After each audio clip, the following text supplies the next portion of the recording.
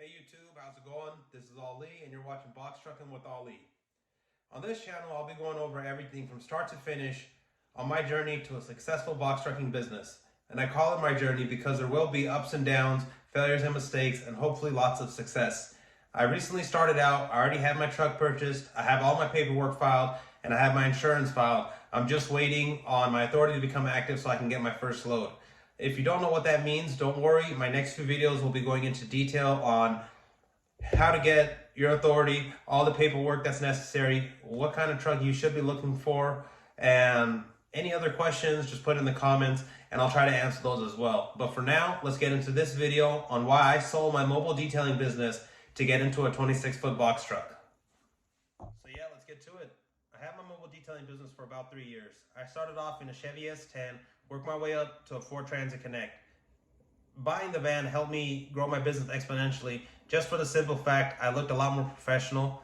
I was able to do some modifications to the van that helped me stand out. And when you take yourself serious, people take you a lot more serious. And the van definitely looked like it meant business. Here's the van. So you can see I had like little Mustang hood vents, Ford Focus RS brakes, 19-inch wheels. It was bagged, had a yellow Recaros in there. You can see the full setup. It was all legit. So I knew when the time came to sell the van, I would have no issues selling it. So why did I sell the business? When I first started off, I was doing multiple cars a day, multiple houses a day, and just going on the different drives was fun. And washing all sorts of different cars was pretty fun. But there's really no money in basic washes. And when you start off, you have no choice but to do basic washes. I took a few trainings, got certified, and I started doing paint correction and ceramic coatings. And that's where the money's at. I was making $500 to $1,000 a day, which is good money, but you're on your feet 8 to 10 hours a day. You're working for it.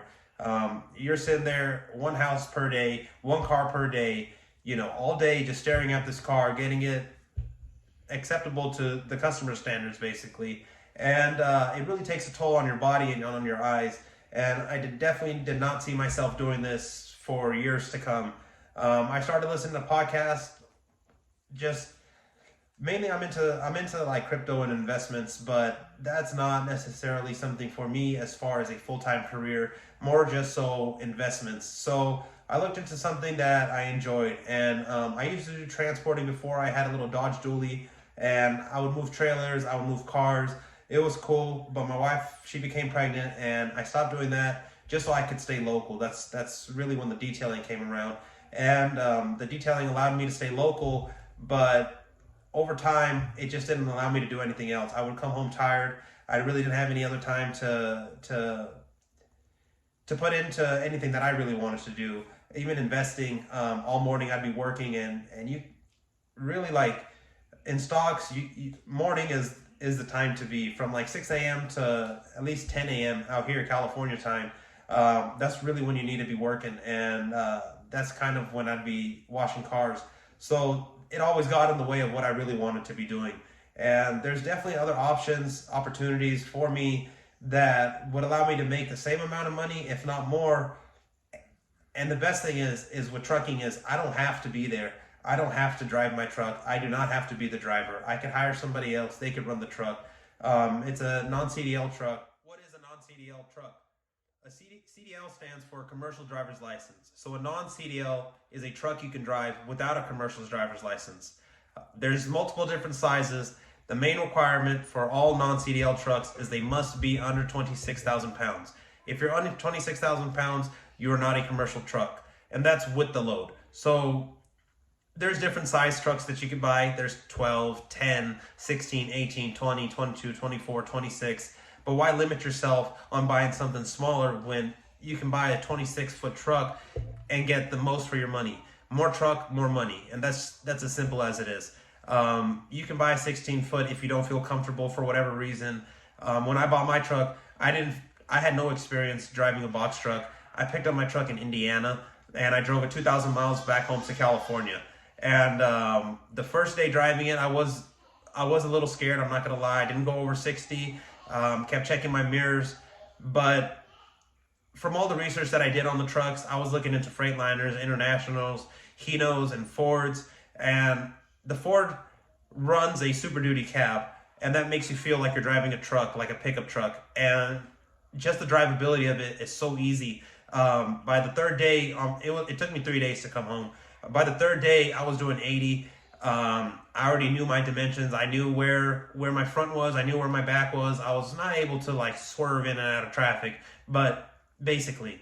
So even if you have no experience, I definitely suggest you still take a look into this profession, because it's something everybody can do. It's definitely not as hard as driving a big rig, because I did at one point in my towing career, I did try to get my Class A, and I do not like big trucks. I do not like trailers, and that's why I shied away from doing hot shotting. Box trucks are way easier to drive. Anybody can do it. Anybody can drive them. All you have to do is have a Class C driver's license. And for me, that was the main reason as to why I chose box trucking. Scalability.